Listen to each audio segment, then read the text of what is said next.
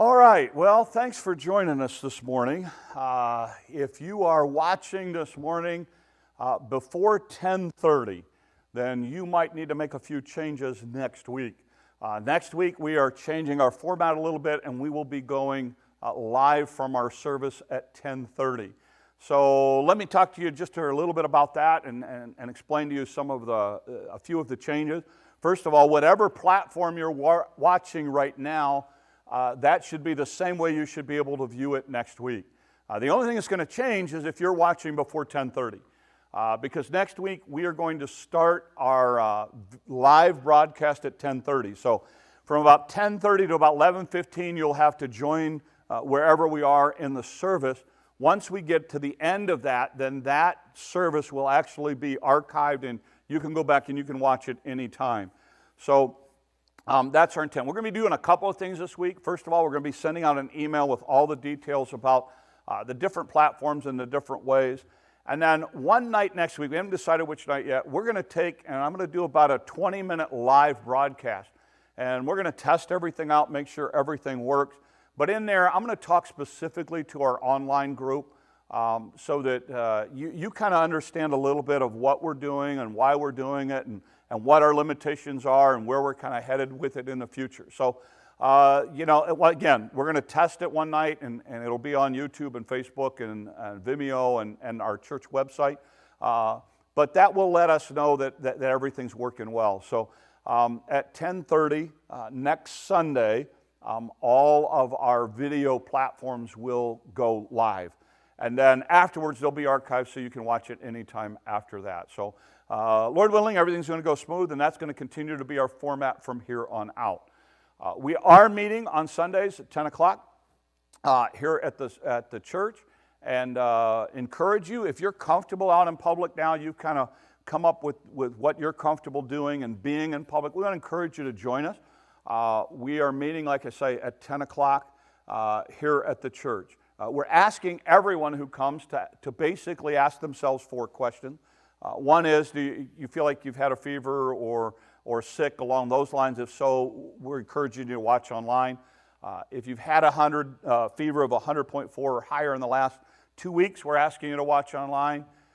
If you have had prolonged exposure to somebody who has been diagnosed positive, we're asking you to watch online. And then if your health or your age makes you a little more at a higher risk category, we're asking you to watch online as well. And I know a lot of you really want to be here. We have people who want to be here, but for a number of reasons just feel that it's safer both for them and for the people who are gathered here if they watch online. So we appreciate your concern that way, and we value it. We love looking forward to the point that we get you back here. But right now we do understand, and that's kind of the way we're working that way. So one of the things that's important is that you get on our email list. Like I say, even this week, we'll be sending out an email with details, and that email will be specifically about our online platforms and what we're doing there. So let's go ahead and look to the Lord in prayer, and then we will get started with our message this morning. So let's pray. Lord, thank you for the day. Lord, there are a lot of folks that are struggling. We have a country that is struggling physically with this pandemic. We pray your hand upon all the people who are caregivers, people who are on the front lines. We ask for your hand upon those who are sick, that you would watch over and protect, guide them, heal them. Lord, for those of us that are healthy, and just pray that you'd help us and guide us through it as well, that we could be a blessing and minister to those around us. Lord, for our time today, would you speak to our hearts? May we hear and apply, and may you use us in our lives that we would be able to be more like you in the way we live this week. So thanks for the time and the opportunity. Continue your hand upon us. These things we ask in your name. Amen. We are in our continuing series on the life of Moses and the children of Israel. We've been about 5 months into this series. And we're talking about, we started with the life of Moses. We're up through the point at which the children of Israel have left Egypt. They've been at Mount Sinai now for about 3 months. Moses is meeting with God on the mountain, and God is giving Moses the 10 Commandments. We are referring to them, as some of the Jews do, as the 10 words. We're looking at a word associated with each commandment and the principle behind that. So we've talked about the first commandment, I am the Lord, the idea that God wants to be the authority in your life. No other gods before me. God wants to be the priority. He wants to be at the center of your life, of all that you do. He goes on to talk about you'll not take the Lord's name in vain, the idea of reputation, that God's reputation and God's name is to be valued, and so we are to respond and reflect Him in the community in such a way that His reputation is held high. We talked about the idea of the Sabbath and the idea that the word was rhythm, and the idea that God established creation of mankind with a rhythm, a pattern. And one of the big parts of that pattern is the idea of rest. And so we talked about the idea that we need to incorporate that idea of taking one day a week where we rest, we reflect, we focus on the things that God has given and provided and His goodness and graciousness to us. And then last week we made the shift, and the last 6 commandments deal with our relationship to man. The first 4 deal with our relationship to God. And so as we talked about the last 6, we talked about last week the idea of honor, and specifically the focus of honoring your parents. And we talked about the idea that is a pivotal command, that actually it's kind of a pivot from the idea of God to man, because he's touched on this idea of honoring God. Now he's talking about this idea of honoring people, and all of the commandments following this hinge on this idea of it is so important to stop and ask ourselves our relationship with our parents, because we need to learn to honor our parents, because that is pivotal towards honoring other people and following through with the rest of the commandments. So this morning we go into the 6th commandment. The 6th commandment is actually very, very short, and sometimes we just gloss over it, but we're going to see it in a much different manner here with regards to the testimony. So the idea is, the commandment is, thou shalt not murder, and it's pretty straightforward. Here's what we need to know. You need to understand that the commandment of thou shalt not murder is very, very specific. In the Hebrew language, there are actually 2 words for the idea of death. One is the idea to kill. That is one of the Hebrew words, has the idea to kill. A second Hebrew word has the idea to murder. In the Old Testament, God is very specific with this commandment. Even though the King James translates that thou shalt not kill, the more accurate Hebrew word is the word for murder. Murder has an intentional aspect to it. So when God gives this command, there is an intentionality to this idea of it's not just a person dying, but it's the why and the how and the before mindset. So there's an intentional thing of taking a life that is in focus here. To give you a little bit of an idea, you have to understand a little bit of the Jewish world. In the Jewish world, there were a number of ideas. One of the ideas in the Jewish world is the idea that the body is a sacred thing. They believe that your body was made in the image of God. So therefore, in the Jewish world, to mutilate or to mark the body was to mutilate or mark that which God had created. That was kind of the idea. So in the Jewish world, body modification kinds of things, piercings, tattoos, they were really, really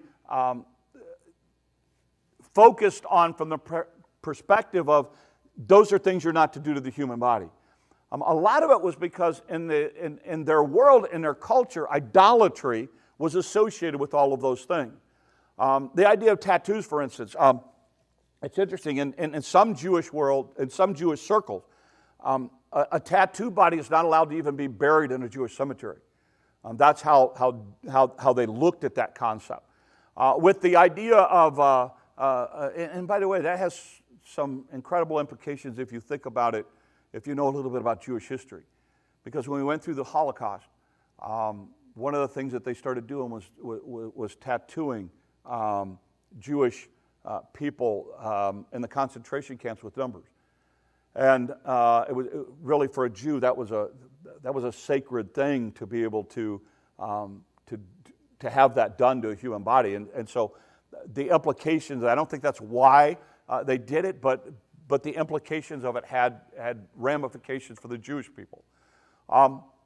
When you look at this idea, they saw that the body was created in the image of God. They also had this concept or this idea that man was valuable and man belonged to God. So they saw not only created in the image of God, but belonging to God. And then in the Jewish mindset, there was this deal where they associated man with a world. And they really saw man as a being, a world being, so to speak. So here's the way the rabbis said it. They said it this way. If you save a life, you save a world. If you destroy a life, you destroy a world. So in the Jewish world, in the Jewish mindset, the idea of man and world were connected really, really closely. So they saw man in those terms. So let's talk about the Old Testament for a little bit and give some ideas as far as how the Old Testament looks at this idea of looks at this commandment in particular. A couple things. Let's talk about what it's not saying. Okay. So let me start by dealing with "Thou shalt not murder" and what that means. What it's not saying. So here's what it's not saying. It's not talking about killing. Again, that would be a different Hebrew word. So we have intentionality involved with this idea. It's not talking about someone who dies accidentally because of an accident. That's not what this is talking about. It's not talking about the idea of capital punishment, because later God's going to say, these are the situations on which you take a person's life because of the offenses that they have committed. So it's not talking about capital punishment. It's not talking about self-defense. In fact, we're going to see in 2 Samuel, we see a story where a guy says, look, if you continue with your actions towards me, I'm going to have to protect myself and take your life. So it's not talking about self-defense. It's not talking about war. Because later, when the children of Israel go into the promised lands, God's going to say, when you go to this town, you destroy everybody. You take every life. So those are some things this passage is not talking about. Let's talk about some things that would fall under this category. One of the things that would fall under this category is the idea of intentionally taking a life. So when we deal with issues like ethnic cleansing, when we deal with issues like genocide, when we deal with those types of issues in which you are in a premeditative way going in and taking life, even assisted suicide would fall into this. Then when we get into those realms, that would fall into this category of murder. Abortion would fall into this category of murder. And I'm really careful here because I'm pro-life. I believe in the right to life. But yet I also know that one of the things that they don't tell you in the abortion thing is the emotional consequence that comes with that decision. And as a pastor who's done this for a long time, I've dealt with enough people over the years who have been involved, either had an abortion or helped someone with an abortion or helped someone pay for it or get an abortion, and then later the guilt comes back. And they realize that was a wrong decision and they regret it, but there's nothing they can do to undo it. So they deal with the guilt that comes with that.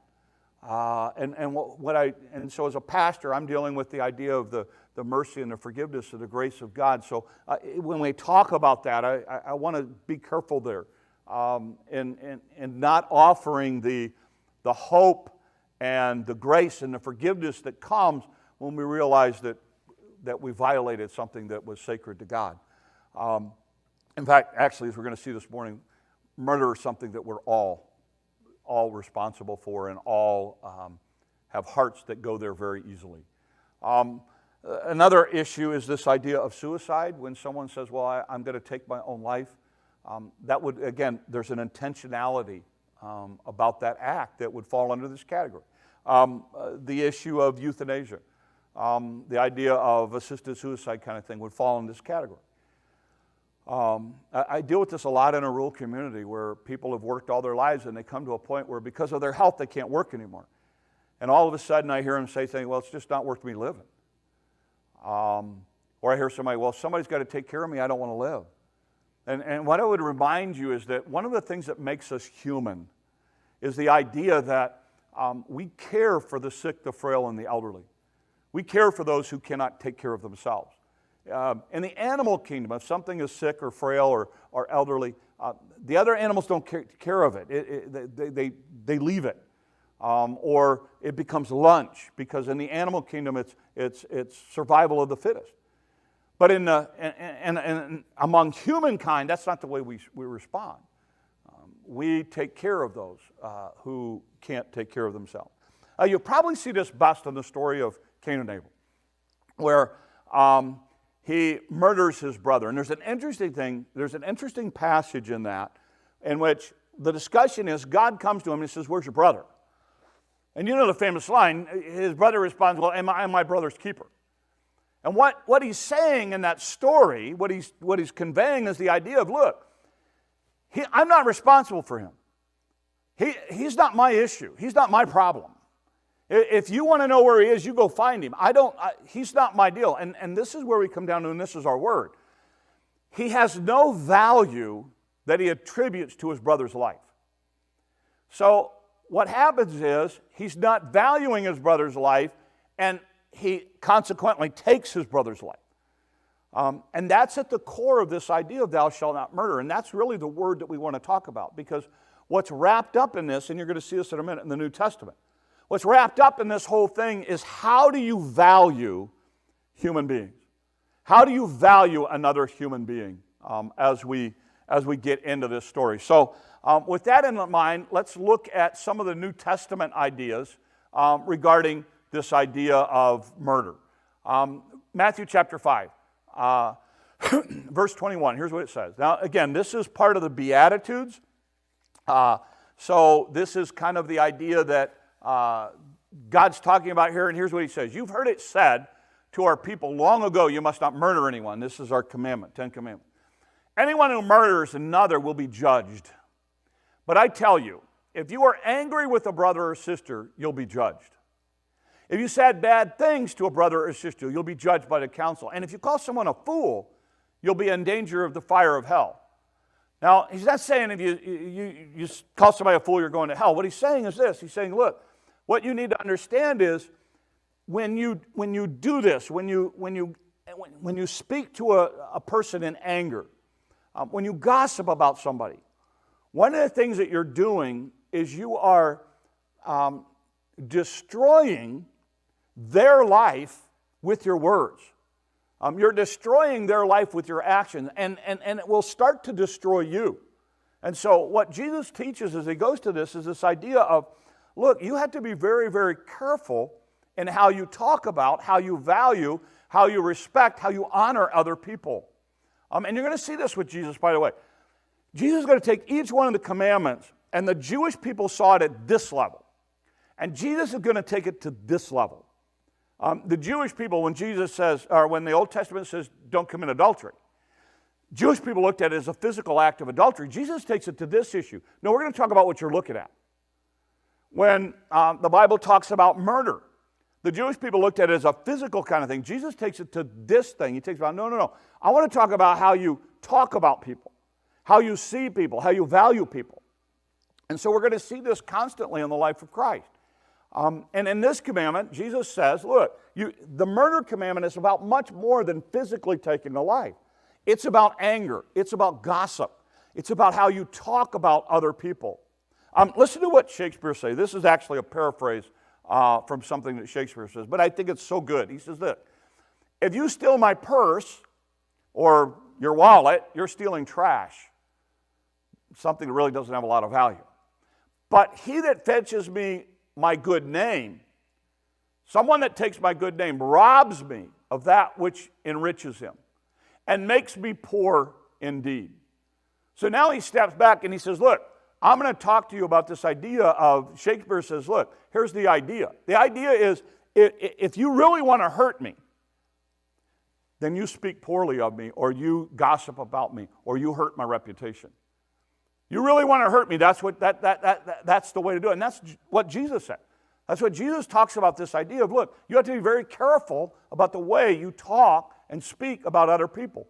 Because in the same way that murdering takes their life, Your words can destroy their reputation, their character, what other people think about them. He goes on in the Beatitudes in Matthew chapter 5, and here's what he says. But I tell you, don't stand up against an evil person. If someone slaps you on the right cheek, turn to the other cheek. If someone wants to sue you in court and take your shirt, let him have your coat also. If someone forces you to go with them 1 mile, go with them 2 miles. If a person asks you for something to give it to him, give it to him. Don't refuse to give someone who wants to borrow from you. You have heard that it was said, love your neighbor and hate your enemy. I say to you, love your enemies. Pray for those who hurt you. If you do this, you will be true children of your Father in heaven. He causes the sun to go down on good people and on evil people. He sends rain to those on the right and to those who do right and to those who do wrong. If you only love people who love you, you'll get no reward. Even the tax collectors do that. He goes on to say, and if you are nice only to your friends, you're no better than anybody else or other people. Even those who don't know God are nice to their friends. So you must be perfect or mature, just as your Father in heaven is perfect. Jesus, talking about this idea, carries this concept on, and he says this. He says, look, here's what you need to understand. Life is not fair. Rain falls on the just and the unjust. The sun comes up on the good and the bad. He said, you need to understand life is not fair. But he said, as a follower of me, as a follower of Jesus Christ, one of the things that you need to do is you need to stop and you need to ask yourself how you're treating other people. And Jesus takes it again to this whole new level. He said, look, I understand it's easy to treat well your friends because they're your friends. But he says, that doesn't take any effort. Everybody does that. Even people who don't know me do that. The real test is how you look at your enemies. The real test is how you look at people outside of your circle. That's the real test. If you really want to be my follower, if you really want to act like I want you to act, then you need to care about those people as well. You need to value them as much as you value this group. And that's what Jesus is saying. So let me make it even more practical. Let's say you're a diehard Republican. Here's my question to you. How many friends do you have in that other circle of libertarians or Democrats or other political parties? How do you see them? Do you give them the same value that you give your friends? Because Jesus is saying that's what we've got to do. If we're really followers of Christ, we're going to value everybody, not just the people in our circle. And he says, to then try to say, well, because they're not in my circle, I'm going to talk evil against them. I'm going to destroy them. I'm not going to be friends with them. But what he's saying is, look, that's not the way I want it to work. I want you to value everyone, period. And when he talks about thou shalt not murder, that's what he's saying. He's saying, look, you have to give human life this value that says it is worthy of life, and I do not want to in any way dishonor. And by the way, it's interesting. The Jewish people, it's kind of crazy the way the Jewish people, how intensely they looked at these concepts. And some of the teachings of the rabbis, the early rabbis, one of the things that they taught was to embarrass somebody was to murder them. I mean, here was their thinking. Their thinking was this: when you embarrass somebody and their face turns red, the reason their face turns red is because the blood has gone out of their face. And in the Jewish mindset and the Jewish teaching of some of the rabbis, they were saying, because of that, you have shed blood. And so you're not even to speak ill of a person in such a way to embarrass them. And it's kind of what Jesus is getting at with this whole takeoff thing. He's saying, look, you need to realize that it's easy to value the people that are in your circle. My followers are going to value somebody whether they're in their circle or not. And that's the mindset that he says. You see this further focused on when we get to the book of 1 John. Listen to what the writer of 1 John says. This is the teaching, again, this was to the early church. This is the teaching that you have heard from the beginning. We must love each other. And again, we go back to that. Don't be like Cain, who belonged to the evil one and killed his brother. And then he goes on. He says, why did he kill him? Because the things Cain did were evil and the things his brother did were good. In other words, it was out of jealousy.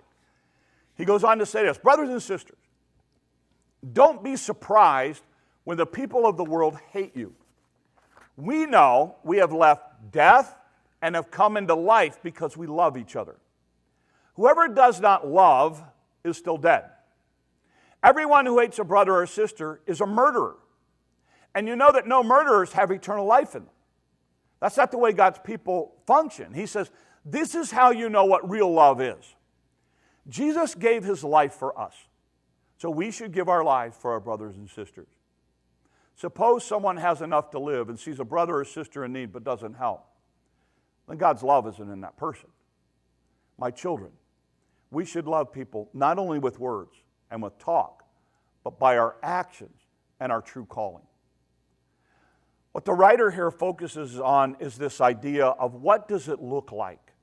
What does it actually look like when you and I are followers of Jesus Christ?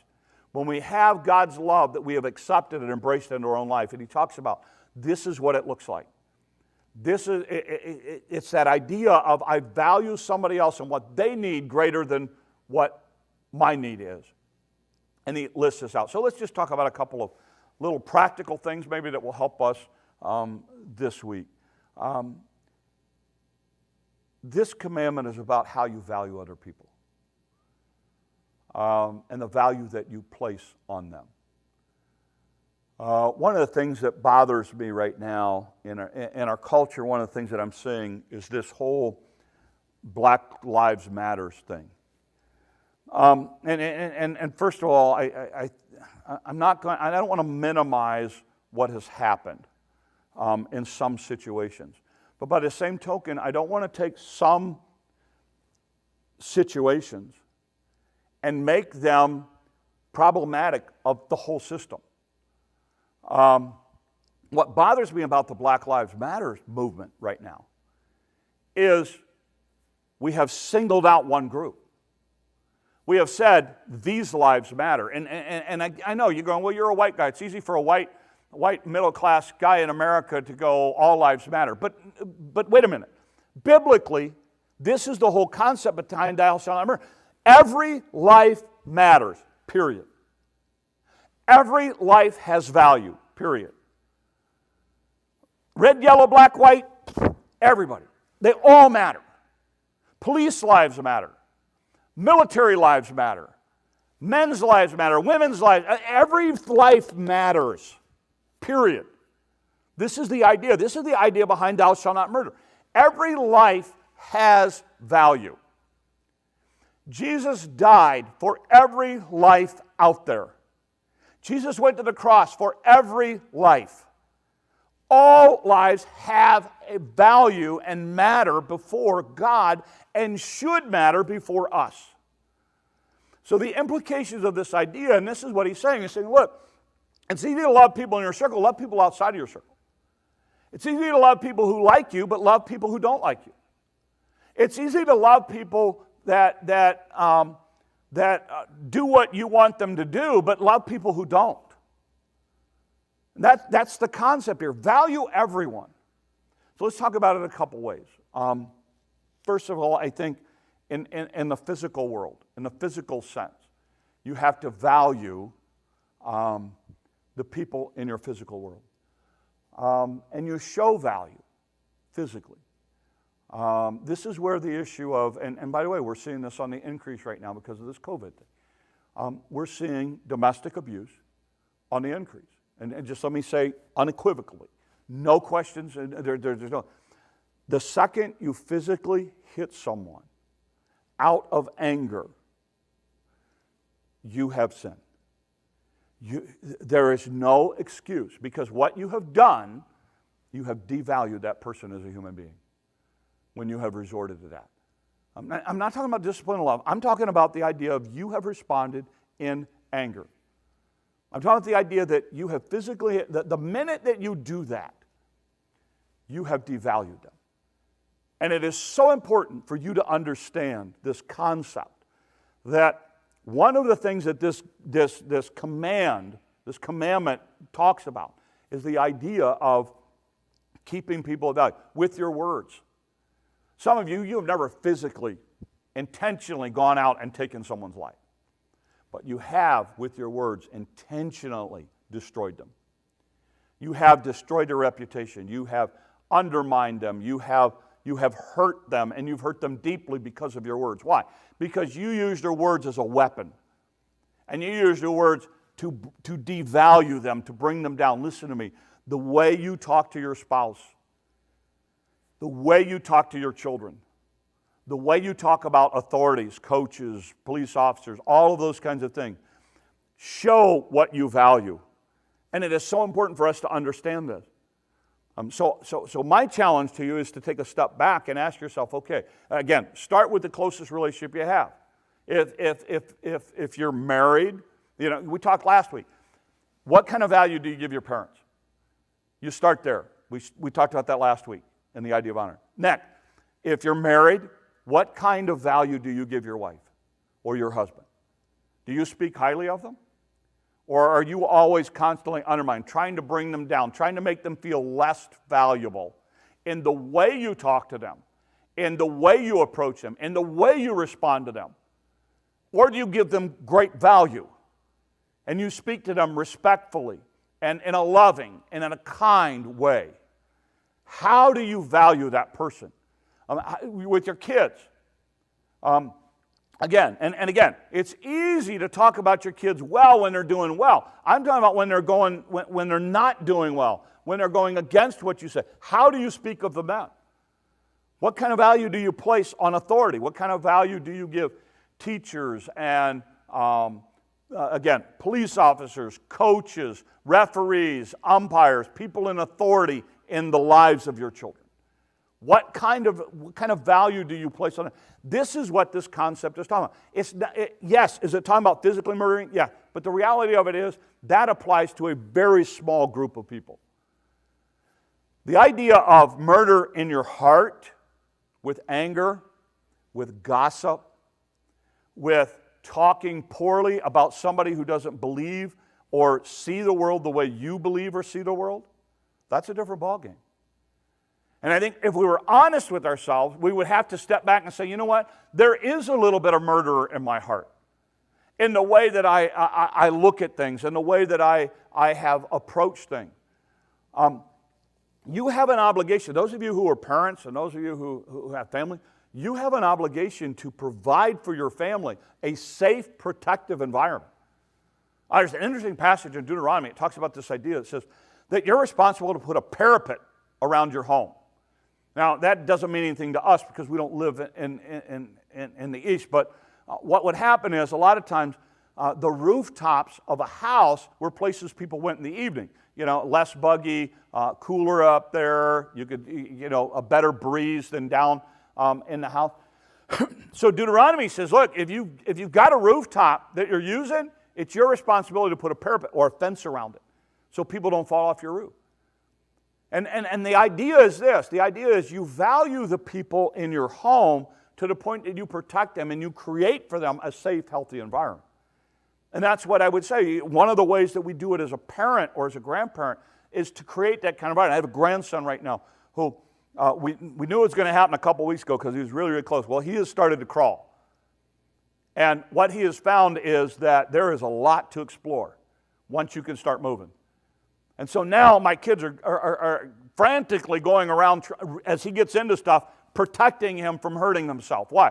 All he does is see something else to explore. And what happens is, as parents, they have to protect him. In the same way, that's what we have to do as children of God. We provide safe, protective environments for people. And we help people to be able to get where they need to be. So it's important for us to do that. So here, as we wrap this up, try to apply it for the week. Two questions for you. Here's the first question. The first question is there somebody that you just really hate?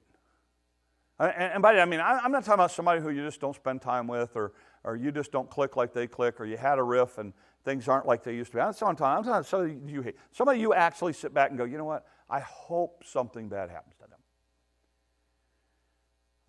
that has no place in the life of a child of God. That is a murderous heart that you need to deal with before God. That is a type of heart that I'm going to be honest, it will destroy you eventually. It will destroy you. That kind of attitude will start to creep into every single relationship you have. So if there's that hatred and that animosity and that bitterness towards somebody else, please, please, please, please, please, get through that and get past that. Because if you don't, it will destroy you. I have watched it too many times in ministry. And I would just challenge you. As a believer, as a child of God, you have to value every person, even people who have hurt you. Second idea is this. Is there somebody that you're not valuing that you need to show value to? It might be somebody in your circle, a spouse. You need to start showing them a whole lot more value and a whole lot more respect than you show them. It may be a kid, it may be a family member, maybe a parent, an aunt, an uncle, a grandparent. It may be somebody at your workplace. It may be somebody that has hurt you in the past that you need to show value to. In some cases, it may be a race of people that you have an animosity or a hatred or you see them as the enemy. In some cases, it could be situations where it is somebody of a different political party, where you are so devoted to your political party that you see that person as the enemy, and so you don't show them any value, any credibility, any intellectual honesty at all. You're just constantly tearing them down. Wait, stop. You have to see past all that. And my challenge to you this week would be this. You will not see an eyeball this week that God does not love, care about, wants to see him or her saved. You will not see an eyeball this week that does not have value to God. I don't care who they are. I don't care what they look like. I don't care what color they are. I don't care what they believe. Every eyeball you see this week has value to the God of heaven. Enough so that he went to the cross for that person. And what he's saying is, look, and this was the teaching of Beatitude, if you're going to go out and represent me in the community, if you're going to try to hold my reputation high, if you want to live the way that I intended you to live, then you have to value everyone that you see this week, regardless of what you want to say or you want to think. Everyone has value. Every life matters to God. That's the concept. And when he says, thou shalt not murder, it's about much more than intentionally taking a life. It's about doing things in such a way that every life you come in contact with has value and you treat them as someone of value. That's the challenge. And that's the commandment that we have to work through this week. That when we have that tendency to take that shot, when we have that tendency to put that person down, instead we give them value. Why? Because everyone is valuable to God. Thou shalt not murder is about much, much more than the physical taking of a life. It is about the way we treat the lives of people we come in contact with every single day. So value people this week. So I wrap it up this morning with my challenge to you, which goes something like this. We are challenged to value people with the same value that God places on them. People need to be honored, loved, and valued. Strife, anger, hatred, revenge, envy, pride, they all show a murderous heart that has no place in the life of God's children. God has designed us to live in a way that values the people God has created, loved, and given his life for. Love God with all your heart and your neighbor as you love your own life this week. Let's pray. Lord, help us. Easy to preach, hard to do. Lord, for many of us, we allow this to creep into our lives with anger and gossip and the way we view people. And Lord, just help us to try to reflect in the lives and the way we live our life this week, the lives of other people. That we show them value, that we show them respect, that we show them honor. That, Lord, we understand the idea that even people who are against us, Lord, even the world who wants to fight against us is a world that you loved, a world that you died for, a world that you want to reach. So, Lord, help us to reflect your love in the way we deal with everyone this week. These things we ask in your name. Amen. Well, Lord bless you. Next week, 10:30, we will be live. After that, you can still watch it. Once the service ends, they'll automatically archive it, and you'll be able to watch online. But hopefully you'll hear from us sometime this week, and you can just touch base online and let us know if there's a way we can help and a way we can minister. So, Lord bless you. Have a great week.